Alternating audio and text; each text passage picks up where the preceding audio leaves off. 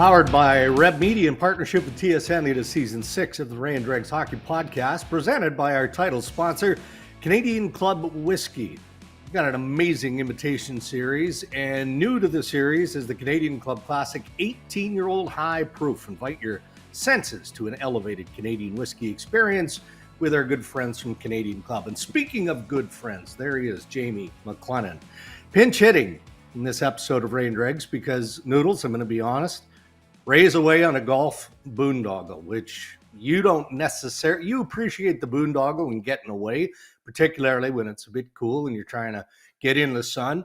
But the golf part would escape you, right? To go for 3-4 days of golf. I'm not a golfer, but I'm really good at everything that comes with golf. The social, the drinking, all of that type of stuff. So I'm a really good, I'm a guy who will sit in the cart. I prepare drinks. I'm basically a carniac, a traveling carniac. So I love the boondoggle. I love everything that comes with it than actual golfing because I can't do it. I do it maybe once every couple of years. And the minute you start, you got somebody trying to tell you got to do this and you got to do that. Yeah. I don't care. I'm you know what? I like everything that comes with golf, but actually playing the 18 holes. It's too long. And I sense there's probably a few bucks on the line with Ray and that motley crew. I don't know who's all there. I think Kenny Holland is there, his old collection of cronies that he meets with on occasion. But there's a few dollars on the line. These guys, they take everything about it seriously. The before, the during, and as you've described, the after, which is the socializing is important. So yeah, it is. It's important for these guys. But the biggest thing, too, is, the camaraderie. But I guarantee you, they're all competitive. They all have different jobs or lack of them now on who's there. But the minute they get together, it is a competitive nature. I have got a group of 12 of us that go on boys' trips. And the competitive nature involved, there's wrestling, there's stupidity, there's, and all of that fun stuff. You just throw in golf. What we do is we usually will take in, a baseball game, a football game, something like that. We need, nowadays, as you get older, you need a reason to go on the trip. Instead of just saying, hey, we're going to get drunk for 3 days. That's it. You're going to golf? Oh, really? Okay. There's no bars around there in Arizona or wherever you're going. Of course. So it's the golfing is an excuse for them to spend time together and have fun. So look, this was a last minute thing for you. I know that, you've got to get hustling here because as we record this on Tuesday, you've got a game tonight in Buffalo. And it's always a good time to have you on the podcast, but fittingly so, Noodles, we're going to lead off our headlines with, controversy. Goaltender interference is always controversial between Winnipeg and the Tampa Bay Lightning on Sunday. Part of our headlines brought to us by Tim Hortons. The Tim's NHL Hockey Challenge is back in the Tim Hortons app. Every game day, pick the players that you think are going to score. And your chances there daily and monthly to win prizes, including a 2025 Hyundai Tucson season end grand prize. Terrific prize. Download the Tim's app. It's free. It's easy to play. So let's go back, Jamie, to Sunday night in Winnipeg. Tampa Bay forward Brandon Hagel credited with the opening goal of the hockey game, 1-0. The Jets challenged, coaches challenged. The goal was upheld by the league. And Winnipeg was given the extra penalty for, of course, the failed challenge. So before we get into what Connor Hellebuyck said, we're going to listen to that. But before we do that, I want your thoughts on if you believe Hellebuyck had a legit beef and Brandon Hagel interfered with the star goaltender in scoring that goal. 100%. Listen, okay, first and foremost, people are going to say, Jamie, you're a goalie hugger. You're always going to be on that side. Yeah, I'm admitting it. Yes. Okay. So these are goalie jerseys. These are goalie pads. I get it. So, okay. But that being said, to me, now I didn't see the explanation from the league, but what I did see from the overhead view was a stick drive the right pad of Connor Hellebuyck and actually push him into the net and pivot him. Okay. My only argument, and I say this every time if I'm on a broadcast anywhere, is the goaltender, the crease should be his, and he should be afforded the ability to make the save.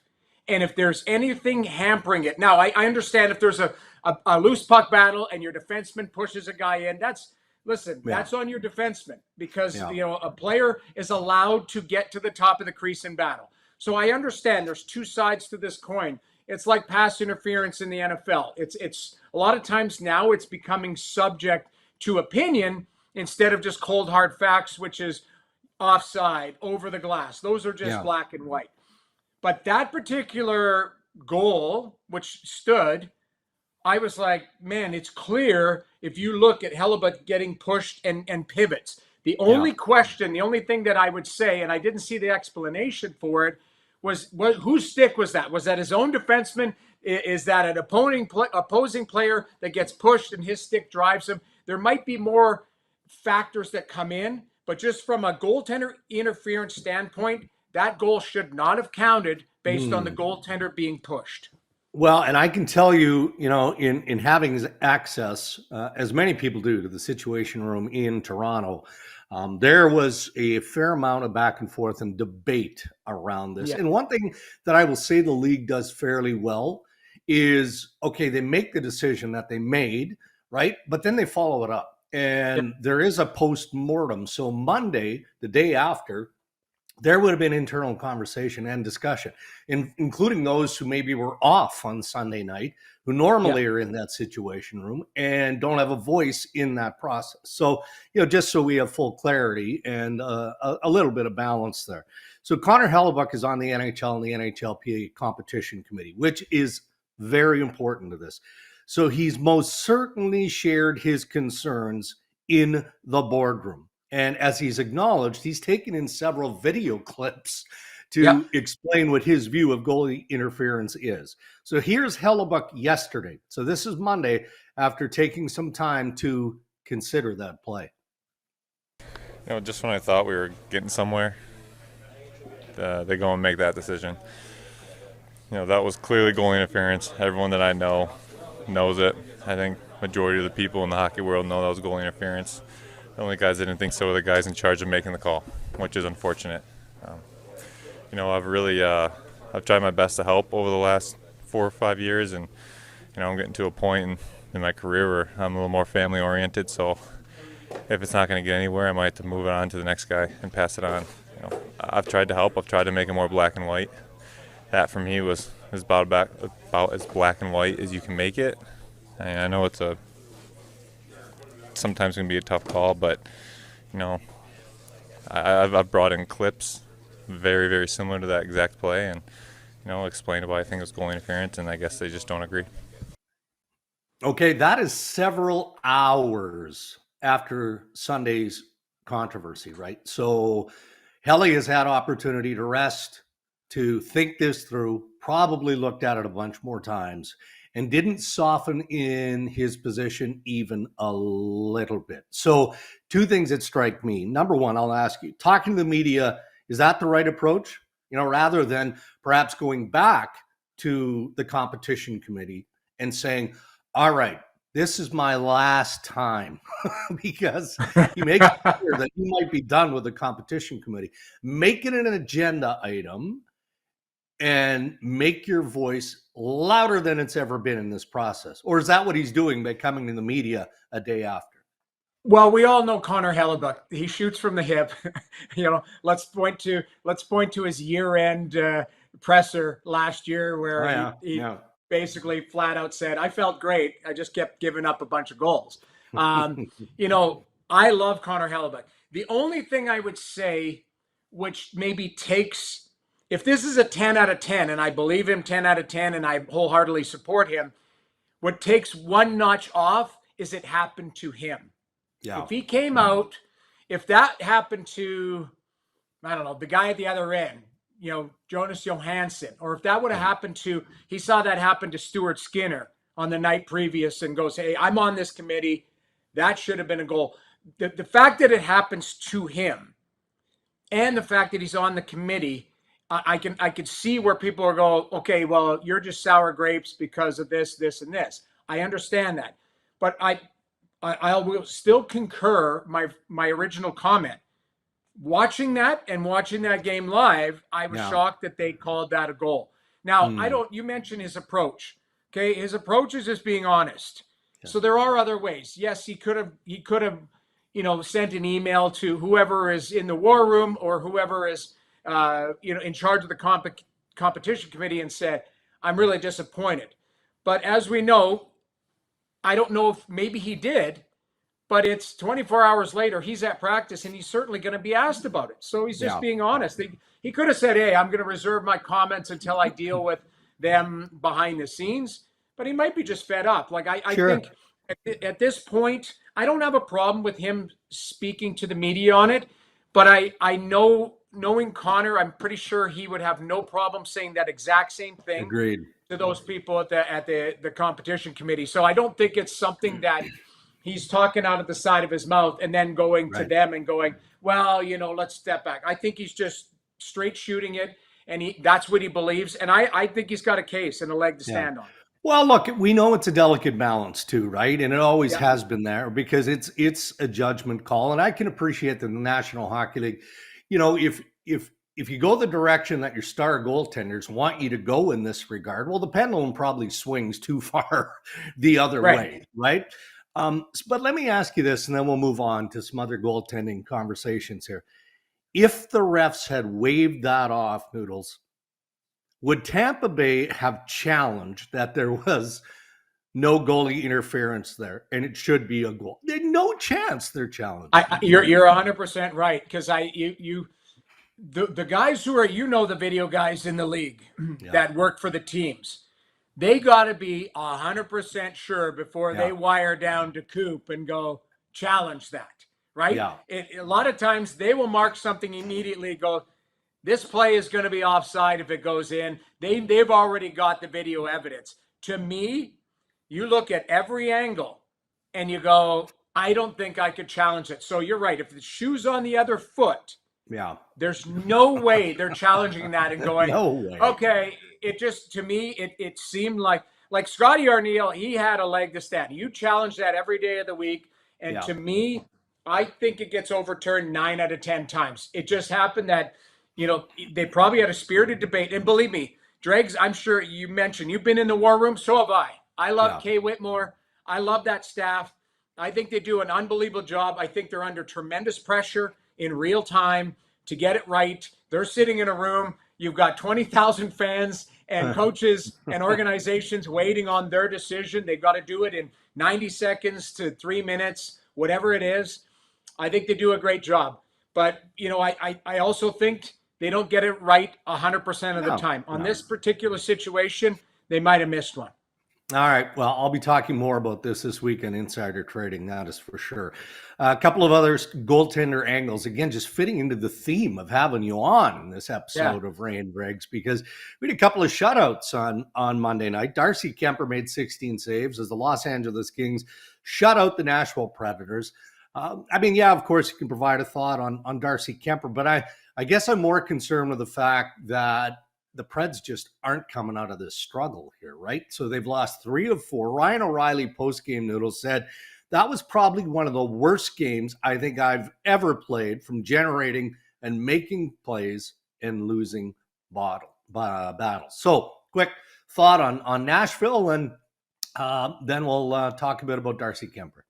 Well, Nashville kind of went all in. You get Stamkos and you get Marchessault. So everybody goes, okay, they're going to start where they ended up last season, and you add in those 2 players. Now they're going to be a high-scoring team. They're going to be, but if you look at it, they added 2 right shots, 2 trigger men, and 2 guys that like to play that one-timer side on the power play. Yeah. And guess who did that before? Philip Forsberg. So I still think you added 2 really good players into the mix, but you're still trying to figure out how this fits. Steven Stamkos knows nothing but other than the systems and how to play for the Tampa Bay Lightning. All of a sudden, he's in a new environment. It's going to take time. Same thing, Jonathan Marchessault. Marchessault is a guy, to me, he's a shoot-first guy before he looks for a pass. So he's still struggling to find his game. And then you throw in, I don't think UC Saros has looked good. I'm a huge UC Saros guy. But Saros is allowing goals, which he usually wouldn't. I watched the game last night, but I also watched against Edmonton the other day. Draisaitl had a beautiful second goal, but that shouldn't go in. A short side, it kind of goes halfway up the net. To me, Right. I think Nashville's missing something.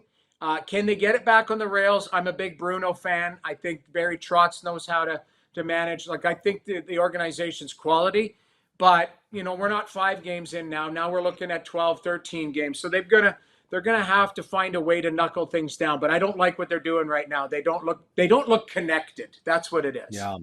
Well, and speaking of, like, just a veteran, no nonsense, clean start and finish by Darcy Kuemper, he's looked pretty good for LA. Okay, so I called the game where he gave up an 8 spot. So that's a touchdown and a 2-point conversion. That was the 8-7, debacle on the Monday afternoon. And then he was injured going into Toronto and missed some time. But if you look at Team Canada and this Four Nations Cup and goaltending being a question mark, he does check a lot of boxes. He's won before. He's been a starter. He's played in high pressure situations. This isn't a month-long marathon of a tournament. It's more of a sprint. So I think he has to be considered. I've said it all along. I think it's Jordan Binnington that kind of has the inside track because he's played very well in his last calendar year.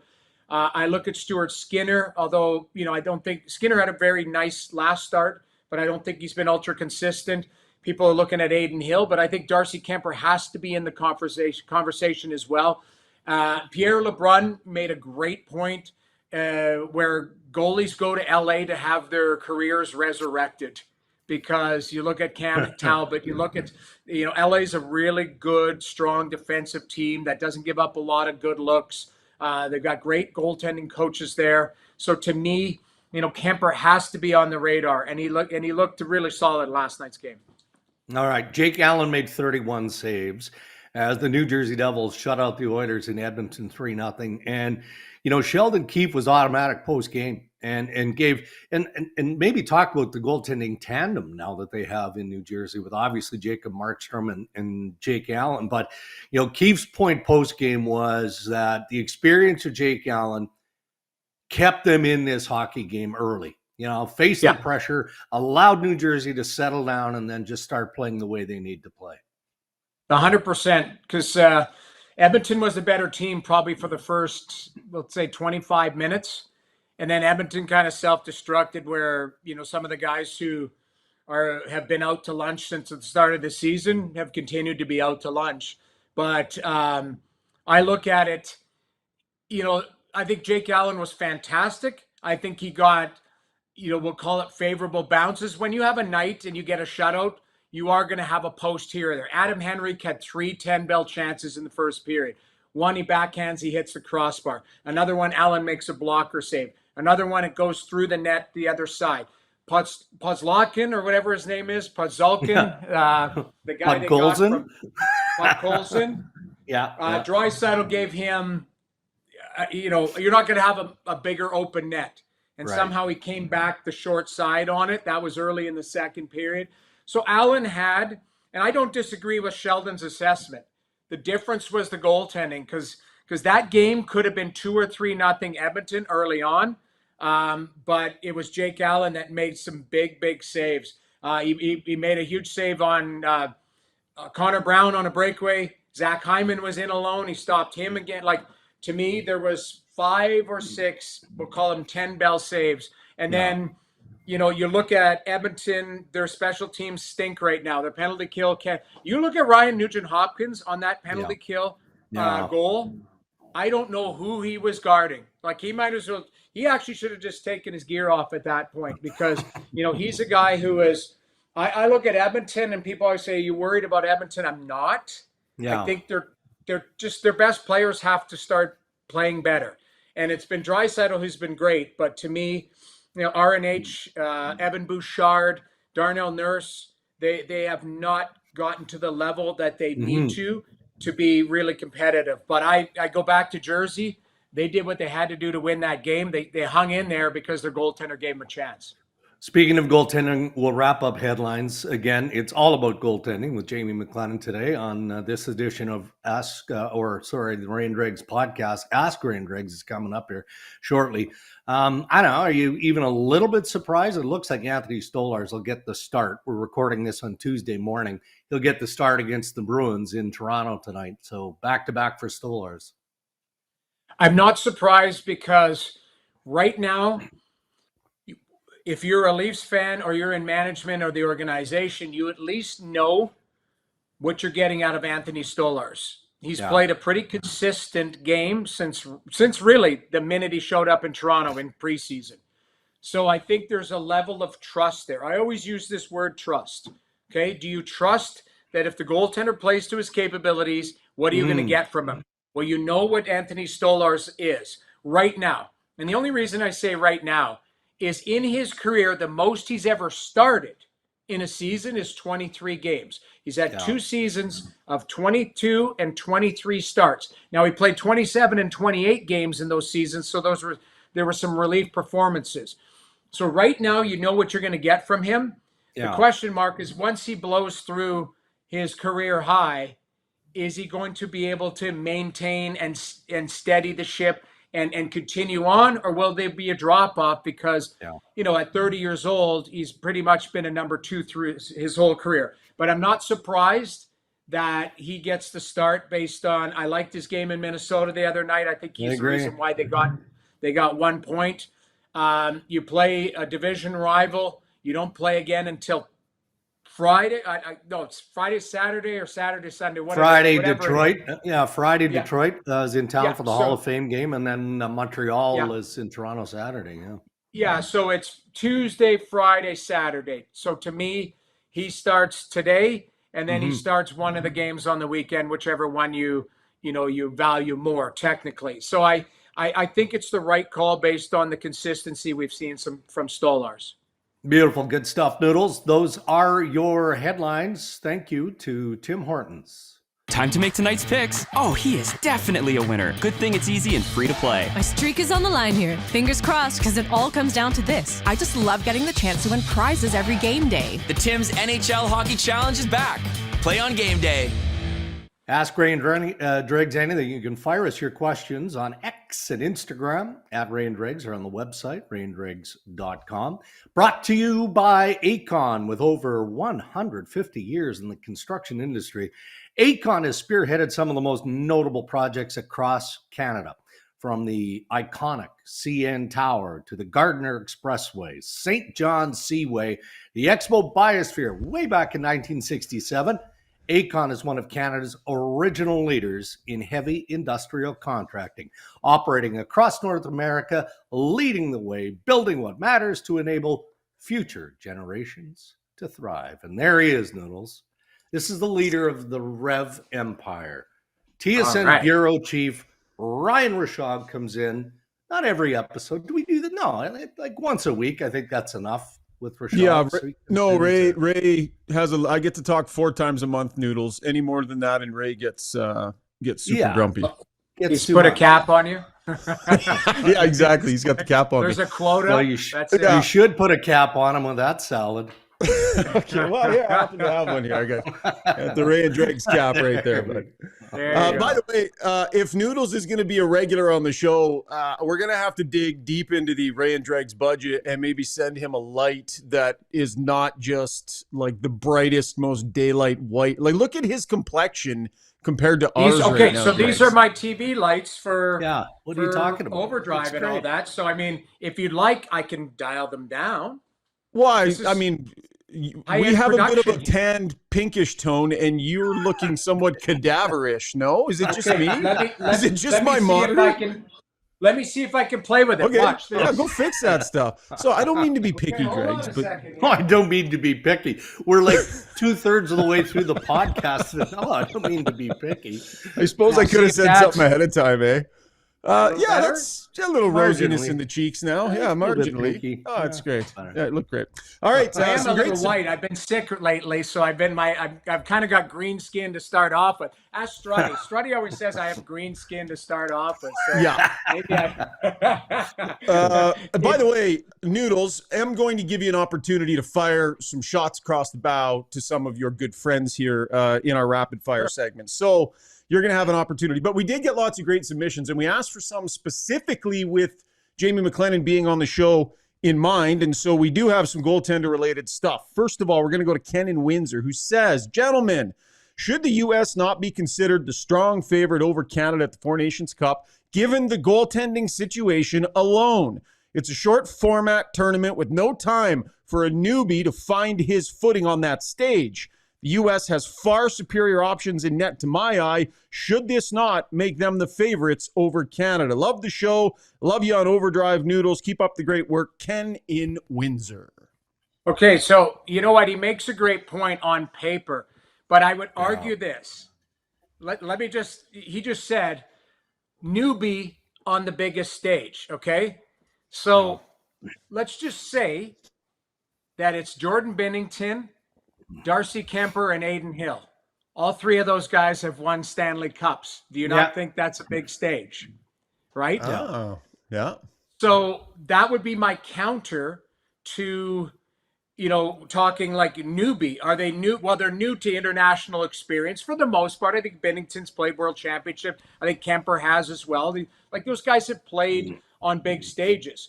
But all three of those guys are Cup winners and have played at the, in a game 5, a game 7 of deep into the playoffs. So to me, Jordan Binnington won in game 7 of the Stanley Cup Finals on the road in Boston. There's probably not a bigger game that you can win. Like when we all were growing up, what did you say? Okay, hey, it's game 7 of the Stanley Cup Finals. You didn't go, hey, it's game 3 of the Four Nations Cup. Let's make sure, let's dig in here. You're always playing for game 7 of the Stanley Cup Finals. So that would be my defense for these newbies, okay?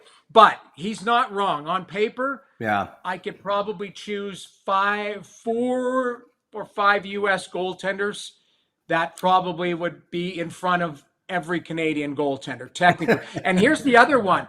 Here, I floated this, and this might be crazy. Would the Four Nations Cup look at Marc-Andre Fleury? Yep. Oh. So there's a short 4th Stanley Cup winner, multiple cups. He's got 3, and I think he played in 2 of them. So, there's a scenario. For me, I guess that's the answer to Ken. Is I'm not trying to be chippy to him, but there is a big stage that those guys have played on. Yeah, you put him right in his place, Dregs? Yeah, I'm not even going to try and add to the argument because Noodles just knocked it right out of the park. I will, though, submit a correction because I'm the one who's going to get blistered for this.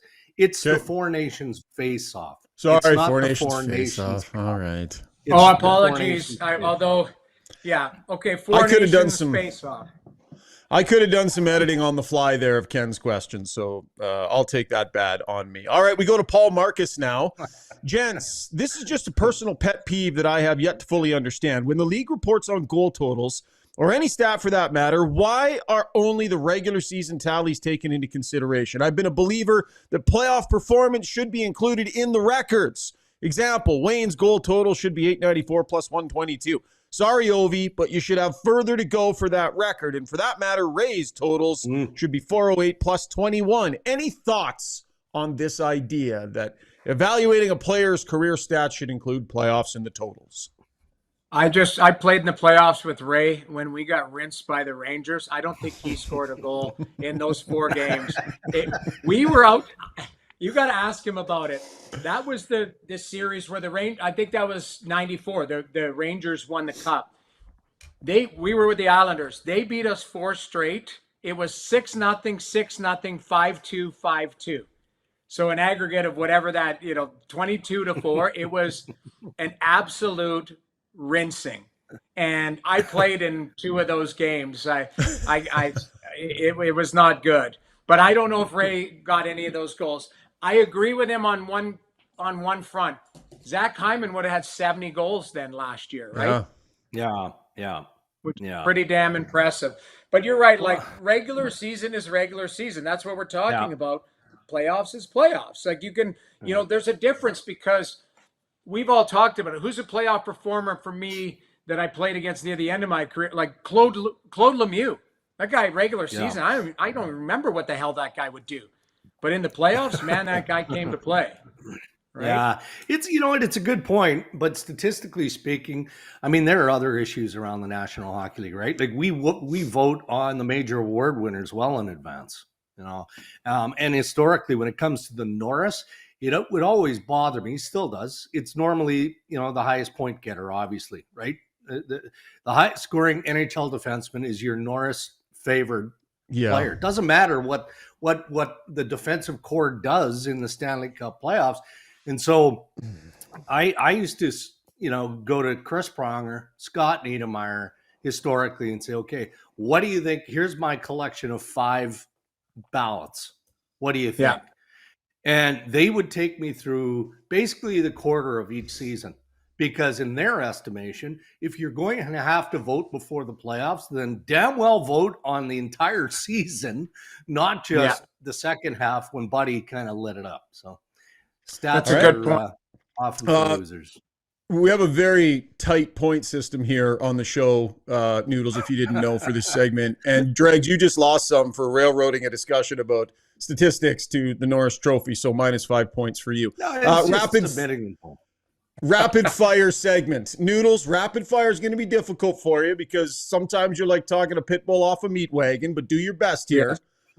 Rapid fire. David Pasternak benched the other night in a coach's decision by Jim Montgomery. Noodles, quickly, the most blatant benching story that you can recall from your days of a player getting so thoroughly sat the heck down.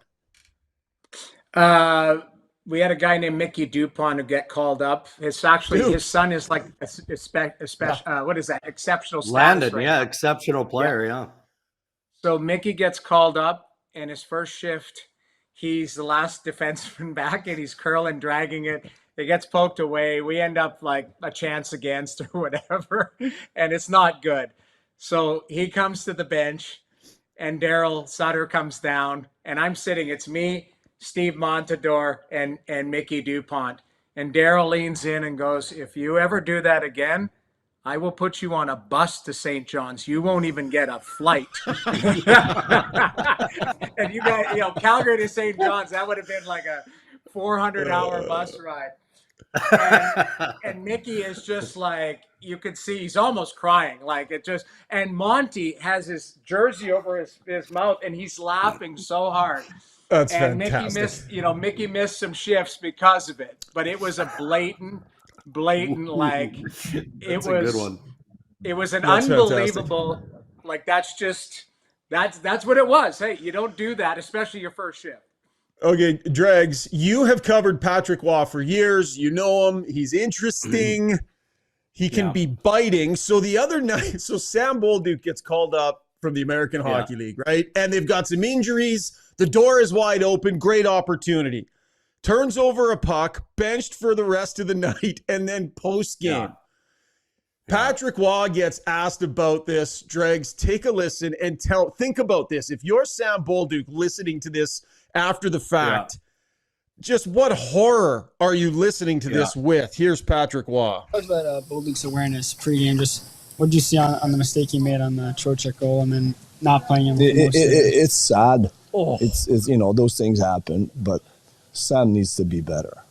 If he wants to play in the NHL, he's got to have to understand and step up. I mean, he's a good hockey player. He's got like all the tools. Now he just need to figure it out. So there's clearly some empathy there, Dregs, that came after the fact. But what about that initial reaction? It's sad. Yeah, it's sad. Well, look, you're right. I have covered Patrick for decades. I mean, that's who he is. That's who he was as a star goaltender, right? You don't think he'd call out his teammates between periods or post games? I mean, he used to run the power play meetings, etc. I mean, that's just how he's wired. But beyond that, specific to the Islanders, I'm fascinated by the dynamic that must exist between Patrick Roy and Lou Lamoriello. I mean, there's got to be some wild conversations there. Noodles? 100%. I think 100%. You talk about the conversations between Patrick and Lou. Like, there must be a power struggle where Lou, like Matt Martin's back again. I'm like, oh, like I know he's like, it's just. I think Patrick was like, I've had enough of like this. You rolling out this same lineup every year, and the fact that Pierre Engvall went on waivers, like something, there must have been a power struggle where Patrick said, I'm not playing this guy. Get rid of him immediately. I don't know, but I think there is a dynamic there that has to be flushed out, put it that way. But I love Patrick Roy's honest, just honest reaction to that benching. All right, docking you both 10 points. This is the slowest rapid fire in podcast history. Quickly, who wins in a scrap? Both guys are steaming mad, Noodles. Steaming mad. Jerome McGinley or Jason Strudwick? Ooh. Oh, this is such a good question. It is a great question. They're both lefties, too. They're both lefties. Struddy's bigger. Like when Struddy was 235, I don't know. Struddy had 100 fights. Iggy had, I don't know how many he had. I think it's a draw. I know it's a gutless. That is answer. Gutless. These are two of my best friends. These are two of my best friends. I have offside. It's offside. I will take the dock of I just don't know, because I think I've seen them both pissed off. It takes a lot for Struddy to get pissed off, but I've seen it. And he's a tough man. And Iggy is just listen to this guy just waffling Dregs. He's waffling. Noodles, you're not getting paid today. You're not getting paid to sit on fences. Dregs, who are you taking? I'm taking Iggy, man. I'm taking Iggy. Sorry, Struds. I mean, tough dude. No question about that. I think Iggy would have the inside game. I do. Yeah, for sure. Struds is an expert in making it look good, though. He throws those quick little left-handed muffins to make it look good. Okay, we'll give you another chance here, Noodles. Jeff O'Neill or James Duthie? Both guys steaming mad. Jeff O'Neill would stuff James Duthie in a garbage can. O-Dog is, I'm telling you, I saw him in that on the Halloween night. He had no shirt, like he had the muscle shirt on. He's got some guns on him, and O's always been a feisty. Now, James Duthie, I think, is wiry. So the problem is, my question would be, I've seen Jeff O'Neill take a puck in the eye and play through it. Everybody is tough until they get punched in the nose. So that would be my question. No. Can Duthie handle it? I think he can give it out. I don't think he can take it. For me, it's Jeff O'Neill. Nah, come on. I mean, Cheryl Pounder would turn James Duthie into a pretzel. Like, all kidding aside. I mean, really? He's not built for that. No toughness there at all? No. Maybe, I mean, maybe I misread it. Because he sits on set at those golf events after having just done curls in the back room, and he looks jacked, like his arms. That's jacked. The boys' medium golf shirts that he gets tailored. That's what the I wouldn't say. Obviously wasn't a fighter, but he fought at every level of hockey. This guy can. Yeah. When his wires touch, look out! I don't want to be a part of that. Yeah, I agree. It's All right, moving along. Sam Reinhart, 21 points, 13 games. Who does he fit the best with next to on Team Canada? McDavid, McKinnon, or Sidney Crosby? Stylistically, who does he look best next to? Dregs, you start this one. Oh, boy. That's a tough one. I want to say Sid for some reason, but I like the idea of McKinnon as well. But I'll stick with Sid. I think Sid likes predictable players. Is Reinhart a predictable player? I think he would be in that environment. And Sid is just super smart, right? So I think that combo would work. McKinnon for me, because I think McDavid will have Hyman, and I think McKinnon is a speedster, and he works really well with Rantanen. And I think I would if I look at comparables, I think that Reinhart's a lot like Rantanen, gets to spots to get available for a shot. So to me, that's where the chemistry will be. All right. Who has a longer career and makes more money? Austin Matthews' shot, but Jeff O'Neill's current foot speed, or Connor McDavid's speed, but Jason Strudwick's hands? Which one of those combination players has a longer career in the league? Austin Matthews' shot, Jeff O'Neill's foot speed, Connor McDavid's speed, Jason Strudwick's hands. Who are you betting on? I'm going with Austin Matthews' shot and O's foot speed, because the shot will always score you goals, where if you had Struddy's hands, I've seen guys with $1 million wheels and 10-cent hands, and you can open the Zamboni door. Those guys would end up, if you're in Schauger, you're in Edmonton, they'd end up in Leduc if they opened up because I'm telling you right now, I played with a guy named Jimmy Magoo in the minors. Jimmy Magoo would get 14 breakaways a game. He never scored because he could skate like the wind. He couldn't finish. Ovi he's not the fastest player in the world. Look, what's he doing? The other night on the power play, blows it by the goalie's glove. You always need the shot, and the smarts in the hands and the feet will come. So O-Dog's feet, Austin Matthews' shot. Yeah, this is an easy one. I'm going to agree. And why are we piling on Jeff O'Neill here? Like, are you just looking for clicks? Like, it's not like O-Dog was a slouch as an NHL player. 40 goals scored. He had decent speed and hands. But I said his current foot speed, in fairness. His current foot speed isn't bad either. He's like lost 75 The guy's dropped. He's been doing some plyometrics. Full person. Full person. Like all right, and he looks so good. He looks so good. Looks great. Last but not least, which is our favorite error of today's show?